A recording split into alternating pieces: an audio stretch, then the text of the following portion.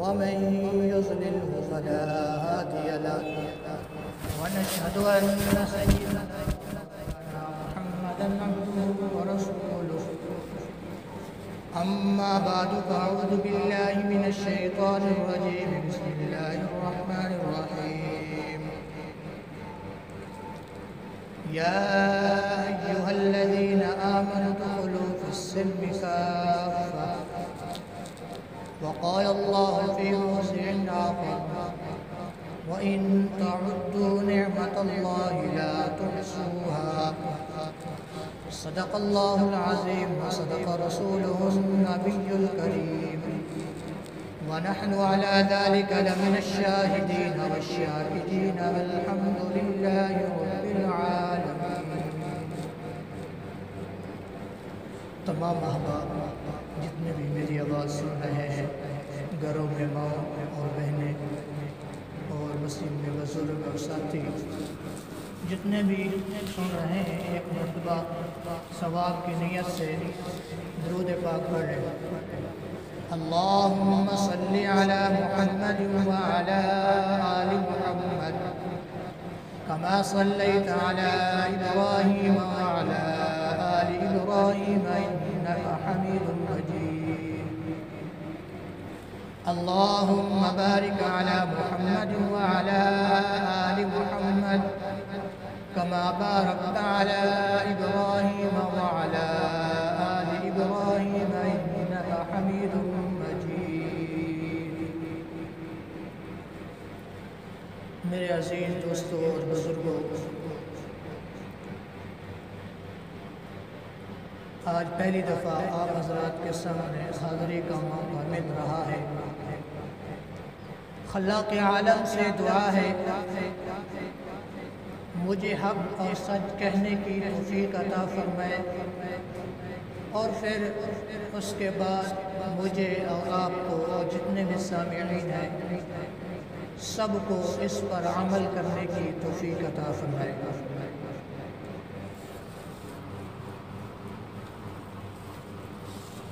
اللہ رب العزت نے قرآن پاک کے اندر ارشاد فرمایا ہے وَإِن تَعُدُّوا نِعْمَةَ اللَّهِ لَا تُحْصُوهَا. اللہ رب العزت کی انسان کے اوپر اتنی بے شمار نعمتیں ہیں. اللہ رب العزت فرماتے ہیں تم نے شکر کیا کرنا، تم گن نہیں سکتے. اللہ رب العزت کی اتنی نعمتیں ہیں، اللہ رب العزت فرما رہے ہیں تم گن ہی نہیں سکتے ہو. اتنی اللہ رب العزت کی انسان کے اوپر نعمتیں ہیں. آنکھ ایک نعمت ہے، اور اس نعمت سے انسان کتنا فائدہ اٹھاتا ہے، کتنی چیزیں دیکھتا ہے، کتنے رنگ دیکھتا ہے. اللہ رب العزت ہمیں آنکھ نہ دیتے تو ہم اندھے ہوتے، اور آنکھ کی پلک جو ہے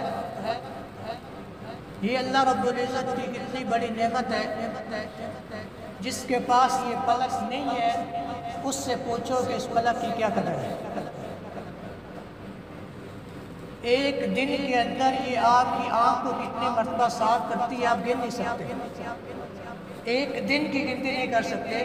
تو یہ ساری زندگی سے چل رہی ہے، خود بخود اس کو چلانا نہیں پڑتا، خود بخود چل رہی ہے. اسی طرح اللہ رب العزت نے ہمیں سننے کی قوت دی ہے. مختلف چیزیں، مختلف آوازیں، ہر قسم کی آواز، ہر قسم کی آواز کو پہچاننا. دور سے کسی کی آواز آئے، فون میں کسی کی آواز آئے، انسان پہچان جاتا ہے کہ یہ کون بات کر رہا ہے. ایسی چیز اللہ رب العزت نے انسان کے اندر رکھی ہے. اسی طرح زبان ہے، انسان طرح طرح کی گفتگو کرتا ہے، اور اس کے اندر طرح طرح کے ذائقے ہیں. کیا زبان کے لیے ایک ذائقہ کافی نہیں تھا؟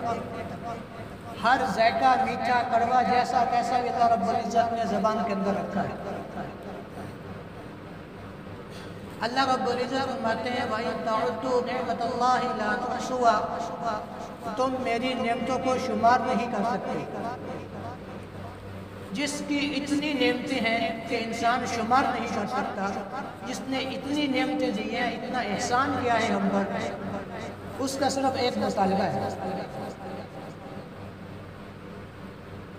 انسان کسی کو مزدوری پر رکھتا ہے یا تنخواہ پر رکھتا ہے، اس کو 20-25 ہزار روپے ماہانہ دیتا ہے، اس کو جو کام کہتا ہے وہ کرتا ہے۔ اس کو پتہ ہے کہ میں نے اپنے مالک سے تنخواہ لے لی ہے، جیسا کام بھی ہو جو کہے گا وہ کرے گا۔ اور جس مالک الملک نے ہمیں اتنی نعمتیں عطا فرمائی ہیں، کیا وہ اگر ایک مطالبہ ہم سے کر لے کہ ہم اس کو پورا نہیں کر سکتے؟ اللہ رب العزت کا مطالبہ کیا ہے؟ اللہ رب العزت نے فرمایا قرآن پاک کے اندر، یا ایھا الذین آمنوا ادخلوا فی السلم کافۃ، ایمان والو اسلام کے اندر پورے کے پورے داخل ہو جائیں۔ یہ ایک مطالبہ ہے۔ جب اسلام مسلمان کی بات آتی ہے، جہاں اپنا مفاد دیکھتا ہے وہاں تو اسلام کے مطابق وہ زندگی گزارتا ہے، اسلام کے مطابق عمل کرتا ہے۔ جہاں اپنے نفس کی بات آتی ہے، اپنے نفس و مشقت آتی ہے، لوگوں کی باتوں سننے کی باری آتی ہے، پھر وہ چھوڑ دیتا ہے۔ اللہ رب العزت نے ایسا نہیں ہونا چاہیے، بلکہ جو حکم جہاں پر جس وقت جس جگہ جو حکم دے دیا، اللہ رب العزت کا جو حکم آ گیا بعینہ اسی وقت اس پر عمل کرنا آپ کے لیے لازم ہے۔ اللہ رب العزت نے کتنی نعمتیں دی ہیں کہ ہم اس کا ایک مطالبہ نہیں پورا کر سکتے۔ اللہ رب العزت کے 3-4 مطالبات ہیں، وہ آپ کے سامنے رکھوں گا۔ سب سے پہلے میں ایمان اور اسلام کے اندر تھوڑا سا آپ کو فرق بتا دوں۔ اللہ رب العزت نے قرآن پاک کے اندر 2-3 الفاظ ارشاد فرمایا، یا ایھا الذین آمنوا ادخلوا فی السلم کافۃ۔ ایمان والوں کو مخاطب کیا جو ایمان لا چکے ہو، وہ لوگ جو اللہ رب العزت کو ذات کو پہچانتے ہیں، اللہ رب العزت پر ایمان لاتے ہیں، اس کے محبوب کو مانتے ہیں، اس کے محبوب پر ایمان لے آئے ہیں، وہ لوگ اللہ رب العزت نے ایمان کی قید لگائی ہے۔ ایمان اس اعمال کے لیے ضروری ہے۔ جیسے کوئی عمارت ہے، اس کی اگر بنیاد نہ ہو، اوپر عمارت جتنی خوبصورت ہو، جس طرح بھی ہو، وہ کسی نہ کسی وقت کسی ڈاواں ڈول گر سکتی ہے، اس کا کوئی اعتبار نہیں ہوتا۔ اللہ رب العزت نے جہاں پر نیک اعمال کرنے کی انسان کو کہا ہے، وہاں پر اللہ رب العزت نے پہلے آمنو فرمایا، پھر عاملوا الصالحات فرمایا کہ نیک اعمال کب قبول ہوں گے؟ جب ایمان ہوگا۔ ایمان کیا ہے؟ اللہ رب العزت نے فرمایا آمنت باللہ و ملائکتہ، اللہ رب العزت کی ذات پر ایمان لے کے آنا، اس کے پیغمبروں پر، اس کے رسولوں پر، جو چیز اللہ رب العزت نے نازل کی ہے، جو اللہ رب العزت کرتے ہیں، جو کریں گے، ساری چیزیں، سارا کام، ہر کام اللہ رب العزت کی کرنے والی ہے، اللہ رب العزت کی ذات کرنے والی ہے، تو اس پر ایمان لانا، یہ ہے ایمان۔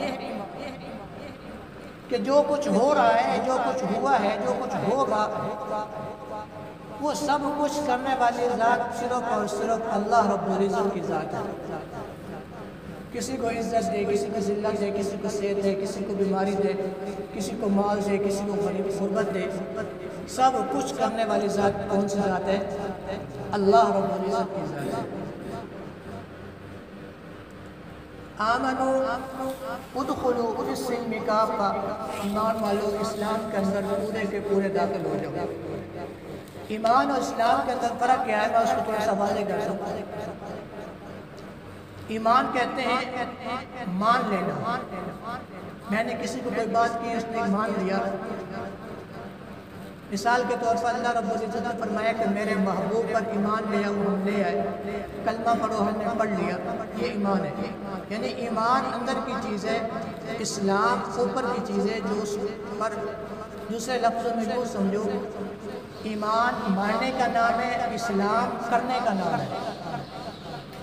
یعنی جن چیزوں کا ہمارے محبوب صلی اللہ علیہ وسلم نے ہمیں حکم دیا، اللہ رب العزت نے جن چیزوں کا حکم دیا ان کے مطابق زندگی گزارنے کا نام اسلام ہے۔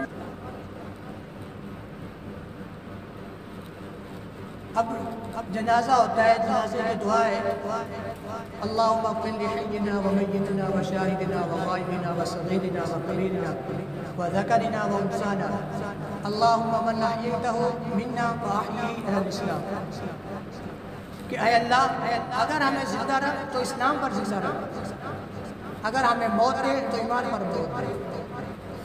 زندگی کے اندر اسلام کے اوپر چلنا ہے، اسلام کے مطابق عمل کرنا ہے، اسلام کے اپنے اوپر نافذ کرنا ہے، لیکن جب موت کا وقت آئے گا اس وقت وہ عمل نہیں کر سکتی، لیکن ایمان پر وہ قائم رہ سکتا ہے۔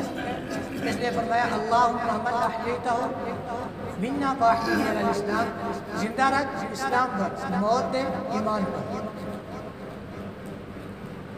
اسی طرح اذان کے اندر ہے، جب مؤذن اذان کہتا ہے تو بعینہ ہی وہی الفاظ سننے والے کہتے ہیں۔ مثال کے طور پر مؤذن کہتا ہے اللہ اکبر اللہ اکبر، سننے والا بھی یہی کہتا ہے اللہ اکبر اللہ اکبر۔ مؤذن کہتا ہے اشہد ان لا الہ الا اللہ، سننے والا بھی یہی کہتا ہے۔ مؤذن کہتا ہے اشہد ان محمد رسول اللہ، سننے والا بھی یہی کہتا ہے۔ لیکن جب باری حی علی الصلاح حی علی الفلاح کی آتی ہے اس وقت حی علی الصلاح حی علی الفلاح نہیں کہتا، بلکہ کیا کہتا ہے لا حول ولا قوت الا باللہ۔ کیوں؟ پہلے ایمان بات کی تھی، اب بات اسلام کی ہے۔ پہلے چیزیں اللہ اکبر، اللہ سب سے بڑا ہے، اس کا تعلق دل کے ساتھ ہے کہ اس کو ماننا ہے کہ اللہ سب سے بڑا ہے۔ لیکن جب نماز کی باری ہے یہ عمل کرنا ہے، یا اللہ یہ اتنا مشکل ہمارے آپ کی توفیق کے بغیر نہیں ہوگا، ہمیں توفیق دے تاکہ ہم اس کو بجا لیں، تاکہ ہم یہ کام کر سکیں۔ یہاں پہ کلمات تبدیل ہو گئے۔ اس لیے ایمان اندر کی چیز، ایمان ماننے کا نام، اسلام کرنے کا نام، جب کرنے کی باری آتی ہے پھر حی علی الصلاح حی علی الفلاح کے جواب میں حی علی الصلاح حی علی الفلاح نہیں کہا جاتا، بلکہ لا حول ولا قوت الا باللہ۔ یا اللہ یہ اتنا بڑا کام ہے، اتنا مشکل کام ہے، آپ کی توفیق کے بغیر ہو نہیں سکتا۔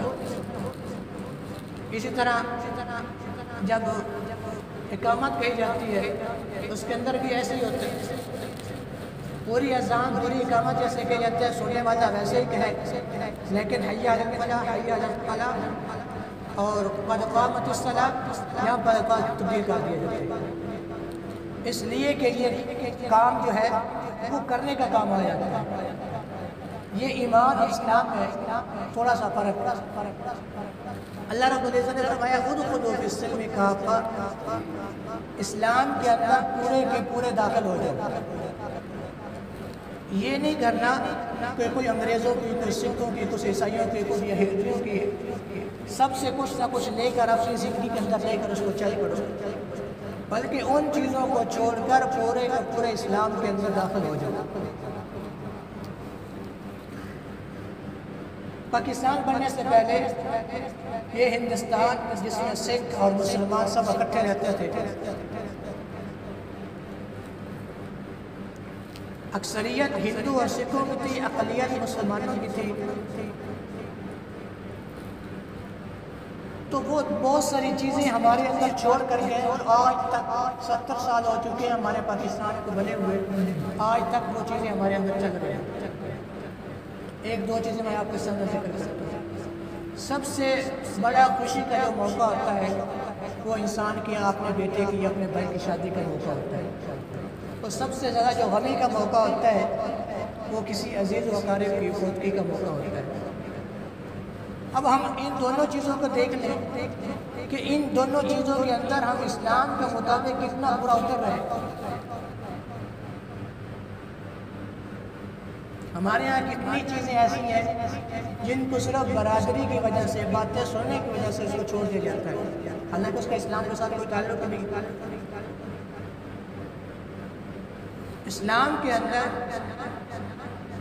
کوئی بھی مرد اپنا رشتہ خود کر سکتا ہے، اجازت ہے، یعنی کہ اسلام کے اندر یہ بھی جائز ہے کہ اپنے لیے اپنا رشتہ کسی کی بیٹی سے کسی کی بیٹی کا رشتہ مانگے اس کے باپ سے۔ یہ بھی جائز ہے کہ باپ اپنی بیٹی کا رشتہ دے کسی کے بیٹے کو، اس بیٹے سے خود بات کرے، اس سے باپ سے بات کرے، جیسے بھی ہو، لیکن ہمارے یہاں اس کو چھوڑ دیا گیا۔ حضرت ابو بکر صدیق رضی اللہ تعالی عنہ نے حضرت فاطمہ رضی اللہ تعالی عنہ کا رشتہ مانگا تھا، خود جا کر مانگا تھا کہ میرا دل چاہتا ہے کہ میں حضرت فاطمہ سے شادی کروں۔ آپ صلی اللہ علیہ وسلم نے فرمایا کہ مناسب نہیں۔ پھر حضرت عمر فاروق رضی اللہ تعالیٰ عنہ نے بھی ایسے ہی کہا۔ حضرت عثمان غنی رضی اللہ تعالیٰ عنہ کے گھر میں 2 بیٹیاں ایک کے بعد دیگر۔ آپ صلی اللہ علیہ وسلم نے فرمایا کہ اگر میری 40 بیٹیاں ہوتی تو میں ایک ایک کر کے حضرت عثمان رضی اللہ تعالیٰ عنہ کا نکاح دیتا رہتا۔ اتنی محبت تھی حضرت عثمان رضی اللہ تعالیٰ عنہ سے۔ پھر حضرت علی رضی اللہ تعالیٰ عنہ حضرت فاطمہ رضی اللہ تعالیٰ عنہ کا رشتہ مانگنے کے لیے خود گئے تھے، خود جا کر حضور صلی اللہ علیہ وسلم کے پاس بیٹھ گئے، حیا کی وجہ سے بات نہ کر سکے۔ آپ صلی اللہ علیہ وسلم نے فرمایا کہ علی کیسے آنا ہوا؟ تو آپ صلی اللہ علیہ وسلم نے پوچھا، جب حضرت علی رضی اللہ تعالیٰ نے فرمایا کہ میں اس سلسلے میں آیا ہوں۔ دیکھو اپنے لیے اپنی بیوی کا رشتہ مانگ رہے ہیں، یعنی کہ اسلام اس چیز کی اجازت دیتا ہے، لیکن اگر ہمارے یہاں اگر اس طرح کرنے لگتا ہے تو اس کو بے حیا اور بے وقوف سمجھا جاتا ہے۔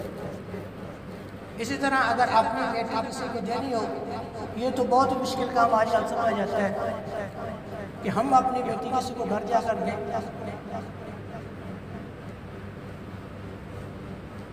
حضرت موسیٰ علیہ السلام جب ایک فرعونی قتل ہوا تو وہ راتوں رات نکل کر مدین کی طرف گئے تو ایک کنویں پر دیکھا کہ 2 لڑکیاں جو ہیں وہ اپنے جانوروں کو پانی پلا رہی ہیں۔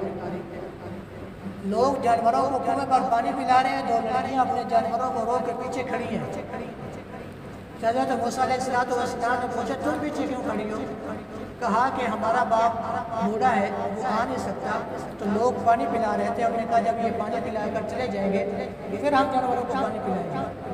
تو حضرت موسیٰ علیہ السلام نے ان کو پانی نکال کر دیا، ان کے جانوروں کو پانی پلایا اور ایک سائے میں جا کر بیٹھ گئے۔ وہ دونوں بہنیں اپنے جانوروں کو لے کر گھر جاتی ہیں اور اپنے والد کو قصہ سناتی ہیں۔ جب والد نے پوچھا کہ آج تو آپ کتنی جلدی آ گئے، کہا کہ ایک آدمی تھا، اس نے ہمارے جانوروں کو پانی پلایا۔ حضرت شعیب علیہ السلام نے کہا کہ اس آدمی کو بلا کر لاؤ۔ وہ دونوں بہنیں گئیں اور حضرت موسیٰ علیہ السلام کو کہا کہ ہمارے والد آپ کو بلا رہے ہیں۔ حضرت موسیٰ علیہ السلام گئے، جب جانے لگے تو ان سے کہا کہ آپ میرے آگے نہیں چلو، آپ میرے پیچھے چلو۔ پردے کا اتنا خیال کہ عورت کے کپڑے پر بھی مرد کی نظر نہ پڑے۔ موسیٰ علیہ السلام نے کہا تم میرے پیچھے چلنا، آگے نہ چلنا۔ اور انہوں نے جا کر بتایا کہ وہ شخص امانت دار بھی ہے اور طاقتور بھی ہے، کہ اتنا طاقتور کہ اس نے اکیلے نے کنویں سے پانی نکالا ہے، اور اتنا امانت دار کہ اس نے ہم پر نگاہ ہی نہیں ڈالی۔ شعیب علیہ السلام نے ان کو بلایا اور موسیٰ علیہ السلام نے پھر اپنا سارا واقعہ سنایا کہ میرے ساتھ یہ مسئلہ ہوا ہے، میں وہاں سے نکل کے آیا ہوں۔ شعیب علیہ السلام نے فرمایا کہ اب آپ کو گھبرانے کی ضرورت نہیں ہے، آپ یہاں پر امن والی جگہ میں آئے ہیں۔ تو شعیب علیہ السلام نے کہا اگر آپ ہمارے پاس کام کریں گے 8 سال تو میں اپنی بیٹی کا نکاح آپ سے کروں گا، اگر 10 سال کریں تو آپ کی مرضی۔ پھر حضرت موسیٰ علیہ السلام نے ان کے پاس 8 سال وہ ان کی مزدوری کی، ان کے پاس کام کیا، اور حضرت شعیب علیہ السلام نے اپنی بیٹی کا نکاح خود حضرت موسیٰ علیہ السلام کے ساتھ کیا۔ دیکھیں اسلام کے اندر بیٹی کا لینا کسی سے اور بیٹی کا دینا دونوں طرح ٹھیک ہے۔ اور پھر اس کے علاوہ اور ہمارے شادی بیاہ کے موقع پر بہت ساری رسومات ہیں جو ہندو اور سکھوں کی ہے، جس کا اسلام کے ساتھ کوئی تعلق نہیں. اللہ رب العزت نے فرمایا کہ ادخلوا فی السلم کافہ، اسلام کے اندر پورے کے پورے داخل ہو جاؤ. نہ یہ کہ کوئی چیز ہندو سے لے لو، کوئی سکھ سے لے لو، کوئی عیسائی سے لے لو، کوئی یہودی سے لے لو، کوئی کسی سے، کوئی کسی سے. ایسے نہیں کرنا. اب ہم خود اندازہ کریں، خود اس چیز پر غور کریں کہ ہمارے اندر شادی کے موقع پر کتنی ایسی چیزیں ہیں جو اسلام کے اندر ہیں، جن چیزوں کی اسلام اجازت دیتا ہے. انگوٹھی پہنائی، گھڑی پہنائی، مہندی لگوائی، پتہ نہیں کیا کچھ ہو رہا ہے. کیا اسلام اس چیز کی اجازت دیتا ہے؟ پھر نکاح ایک عبادت ہے، سنت ہے، عمل ہے اور عبادت ہے. عبادت کی جگہ مسجد ہے. نکاح کا مصنون طریقہ یہ ہے کہ عبادت جو ہے، جو نکاح ہے، سنت ہے، اس کو مسجد کے اندر کیا جائے. نکاح عبادت ہے، عبادت مسجد کے اندر ہونی چاہیے. اور یہ بھی مسجد اس سے خالی ہوگی کہ مسجدوں کے اندر ہمارے نکاح نہیں ہوگی. اگر اتنی مجبوری ہے کہ آپ نے میرج ہال میں جانا ہے، آپ کو مسجد میں ہے، نکاح کریں، میرج ہال جا کر چلے جائیں. اگر کھانا کھانا ہے وہاں پہ تو مسجد میں نکاح کر کے میرج ہال جا سکتے ہیں، اس میں تو کوئی ایسی بات نہیں ہے. لیکن اسلام جو ہے، اسلام جس چیز کا حکم دے رہا ہے، جو اسلام کہہ رہا ہے اس کے مطابق ہم زندگی گزاریں. اسی طرح ہم فوتگی کے موقع پر دیکھ لیں کہ کتنی ایسی رسومات ہیں. ہمارے یہاں جنازے اٹھائے جاتے ہیں، لوگ زور زور سے کہہ رہے ہیں کلمہ شہادت، کلمہ شہادت. حالانکہ اسلام میں اس کا تصور ہی نہیں ہے. یہ کیسے شروع ہوا کہ جب پاکستان بننے سے پہلے ہندو اور مسلمان اکٹھے ہوتے تھے، تو جب ہندو جنازہ اٹھاتے تھے تو وہ اپنا جنازہ اٹھائے ہوئے جے رام جے رام اس طرح کے الفاظ استعمال کرتے تھے، جیسے ہمارے ہاں یہ کلمہ شہادت. تو اب مسلمانوں نے کہا کہ اب کیسے پتہ چلے گا کہ یہ جنازہ ہندو کا ہے یا مسلمان کا ہے؟ تو انہوں نے کلمہ شہادت شروع کر دیا. کلمہ شہادت جنازے کے ساتھ پڑھنا چاہیے، اس کے اندر کوئی حرج کی بات نہیں ہے، لیکن اتنی زور زور سے کہنا اس کا کوئی جواز نہیں. پھر ہمارے ہاں باقی رسمیں شروع ہو جاتی ہیں. رسم کل ہندوؤں کا یہ ہوتا تھا کہ جب وہ مردے کو جلا دیتے تو اس کی کچھ راکھ لے کر ایک لکڑی کی ہنڈیا کے اندر ڈال کر اس کو دریا کے اندر پھینک دیتے. اس کو پہلے ایک پھول پر رکھتے اور وہ پھول توڑ کر دریا کے حوالے کرتے، جس کو انہوں نے رسم فل کا نام دیا کہ یہ رسم فل ہے اس کا. اور مسلمانوں نے اس کے مقابلے میں کیا بنا لیا؟ رسم کل. ہم کہاں تک پہنچ چکے؟ اگر ہم تھوڑا سا غور کر کے، تھوڑی سی فکر کر کے ان چیزوں سے تھوڑا سا بچنے کی کوشش کریں گے، انشاءاللہ ہماری آنے والی نسل جو ہے وہ ان چیزوں سے بالکل بچ جائے گی. ہم تھوڑی سی ہمت تو کریں، کوشش تو کریں. اللہ رب العزت نے ادخلوا فی السلم کافہ، اسلام کے اندر پورے کے پورے داخل ہو جائیں. آدھا تیتر آدھا بٹے یہ نہیں ہوگا، پورے کے پورے اسلام کے اندر داخل ہو جاؤ گے پھر کامیابی ملے گی. سب سے پہلی چیز جو ہے وہ انسان اللہ رب العزت کی ذات کا یقین. اللہ رب العزت نے فرمایا وَإِن يَمْسَسْكَ اللَّهُ بِضُرٍّ فَلَا كَاشِفَ لَهُ إِلَّا هُوَ وَإِن يُرِدْكَ بِخَيْرٍ فَلَا رَادَّ لِفَضْلِهِ. اگر اللہ رب العزت کسی کو نقصان پہنچانا چاہے تو کوئی انسان کوئی بھی چیز اس کو روک نہیں سکتی.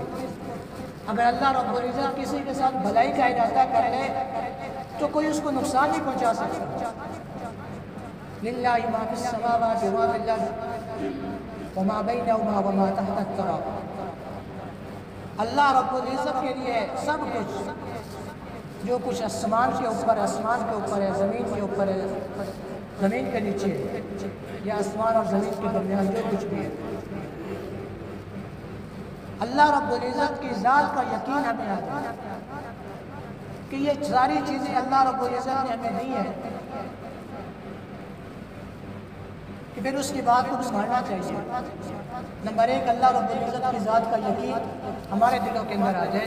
جب اللہ رب العزت کی ذات کا یقین ہمارے اندر آ جائے گا تو پھر ہمارے لیے گناہ کرنا مشکل ہو جائے گا۔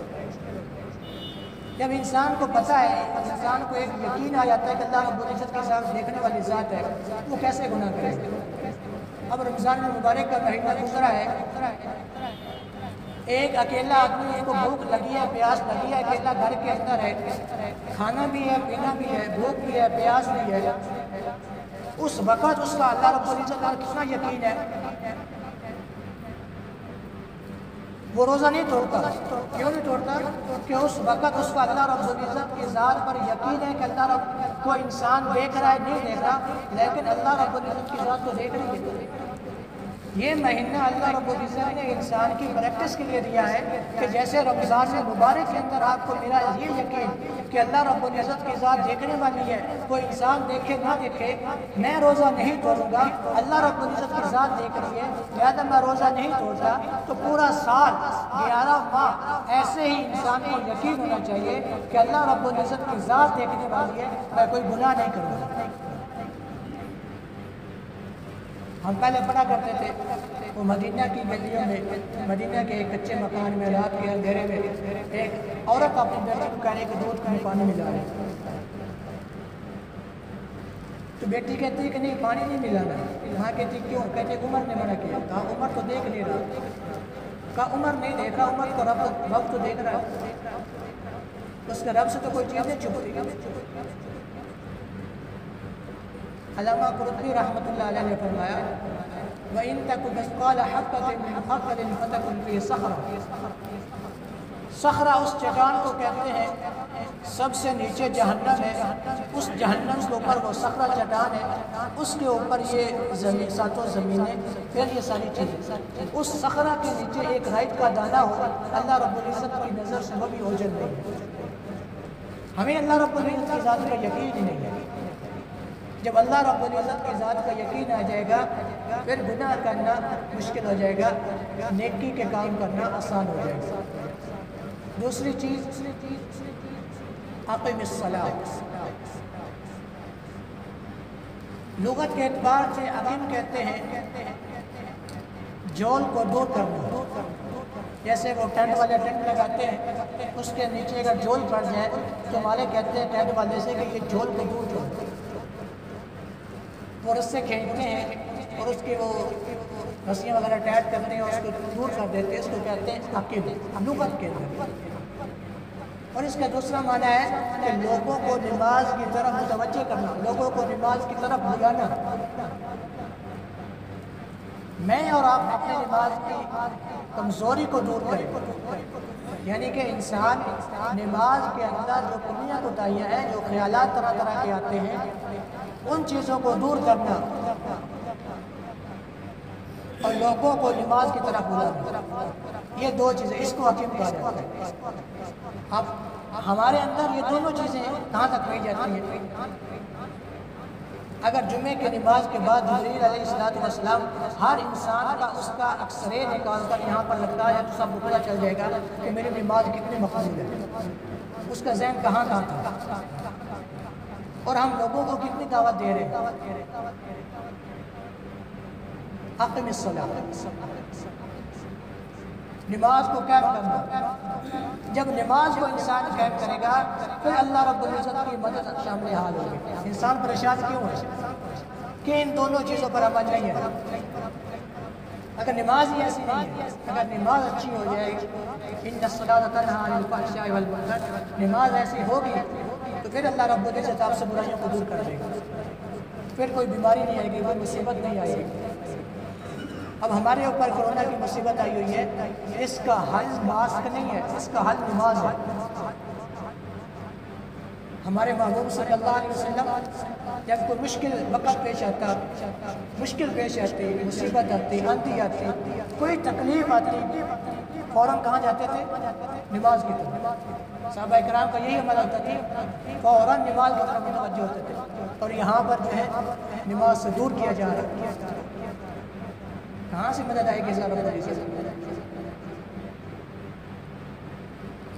ایک صحابی کا بیٹا رومیو نے گرفتار کیا اس کو. جب گرفتار کیا تو وہ آپ صلی اللہ علیہ وسلم کے خدمت میں حاضر ہوا اور کہا کہ یا رسول اللہ صلی اللہ علیہ وسلم، رومیو نے ہمارے بیٹے کو گرفتار کر لیا ہے، تو وہ ایسی جگہ پر بند رکھتے ہیں کہ سورج کی کرن بھی وہاں نہیں پہنچتی. میرے بیٹے کو کیسے پتہ چلے گا کہ نماز کا وقت ہو گیا؟ یعنی کہ اس کو بیٹے کو دشمن اٹھا کر لے گئے، اپنے بیٹے کی فکر نہیں ہے، بیٹے کی نماز کی فکر ہے. آج مالک جو ہے وہ نوکر کو کہتے ہیں گاڑی صاف کر، میں نماز پڑھ کے آتا ہوں. کیا اس نے اس پر نماز فرض نہیں ہے؟ یہ حکیم پر عمل نہیں ہو رہا. حکیم پر عمل یہ ہے کہ جیسے اس صحابی نے کہا کہ یا رسول اللہ کہ میرا بیٹا ایسی بند کسری کہتا ہے کہ اس کو نماز کے وقت کا پتہ نہیں چلے گا کہ کون سی نماز کا وقت ہے. آپ صلی اللہ علیہ وسلم نے فرمایا کہ جب نماز کا وقت ہو تو پھر چھت پہ کھڑے ہو کے اذان کہہ دینا اور اللہ رب العزت سے دعا کرنا کہ جس طرح تو نے ابراہیم علیہ السلام کی آواز کو عالم ارواح کے اندر پہنچایا تھا، میری آواز میرے بیٹے تک پہنچایا. ہمیں اپنے گھر والوں کی، اپنی اولاد کی، اپنے عزیز و اقارب کی نماز کی کتنی فکر ہے. یہ دوسری چیز. نمبر 1 اللہ رب العزت کی ذات کا یقین ہمیں آ جائے. نمبر 2 نماز عقیب، اس پر عمل ہو جائے. ایک تو نماز کے اندر ہمارے خیالات ان چیزوں سے بالکل پاک ہوتے ہیں. ہمیں نماز پڑھ رہے ہوتے ہیں، لوگوں کا برا سوچ رہے ہوتے ہیں، غلط چیزوں کے خیالات ہوتے ہیں. کیا ایسے نماز ہوگی؟ اللہ رب العزت ایسی نماز پر وہ انعامات نہیں دیتے جو نمازوں کے انعامات اللہ رب العزت نے مقرر فرمائے. اگر ہم نماز کو درست کرنے میں لگ جائیں، اس کی وہ کجی توڑ کے اس کی جھول توڑ کرنے میں لگ جائیں، تو پھر ہمارے دوسرے سوچنے کا موقع ہی نہیں ملے گا، کسی کے متعلق کوئی بات سوچنے کا موقع ہی نہیں ملے گا. ہماری زندگی کیسے گزر جائے اپنی نماز کی جھول کو دور کرتے ہوئے. تیسری چیز اپنے مال کو حلال کرنا. یا ایھا الذین آمنوا ادخلوا فی السلم کافہ، اسلام کے اندر پورے کے پورے داخل ہو جائیں. تیسری چیز مال کو، اپنے آمدنی کو پاک کرنا. ایک انسان ہے وہ بیت اللہ کے اندر جاتا ہے، بیت اللہ کے اندر نماز پڑھتا ہے، اس کے ایک چادر کے ایک کونے کے اوپر تھوڑا سا گوبر لگا کے اس کی نماز ہو جائے گی. جس کی آمدنی حلال کی نہیں ہے اس کی کوئی عبادت قبول نہیں ہے. جب ایک کونے پر ایک تھوڑی سی گندگی لگی ہوئی ہے، وہ بیت اللہ کے اندر جا کر نماز پڑھتا ہے، اس کی نماز نہیں ہوتی. اگر ہم حرام کھاتے ہیں، ہمارے خون کے اندر حرام جا رہا ہے، تو کیا ہماری عبادت قبول ہوگی؟ یہ چیزیں میں آپ کے ساتھ چھوڑ کے جا رہا ہوں. آپ نے ان چیزوں پر توجہ دینی ہے، آپ نے خود ان چیزوں پر غور کرنا ہے. کیا یہ چیزیں واقعی، اگر تو وہ چیزیں آپ کے اندر ہیں تو آپ کو مبارک ہو، اگر نہیں ہے تو وہ اپنے اندر اس کو عمل کرنا ہے. مجھے بھی ضرورت ہے، آپ کو بھی ضرورت ہے کہ ان چیزوں پر ہم عمل کریں.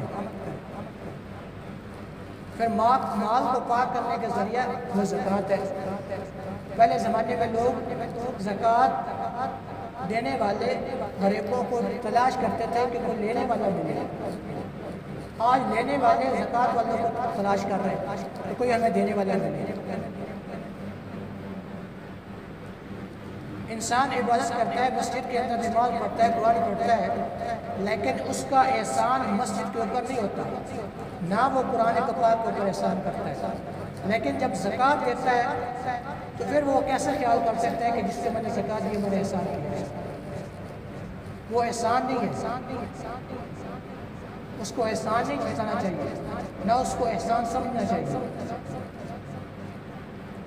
پھر جو باقی مال پاک ہو گیا، اب زکوٰۃ تو میل کچیل تھی، میل کچیل چلی گئی، باقی مال پاک بچ گیا.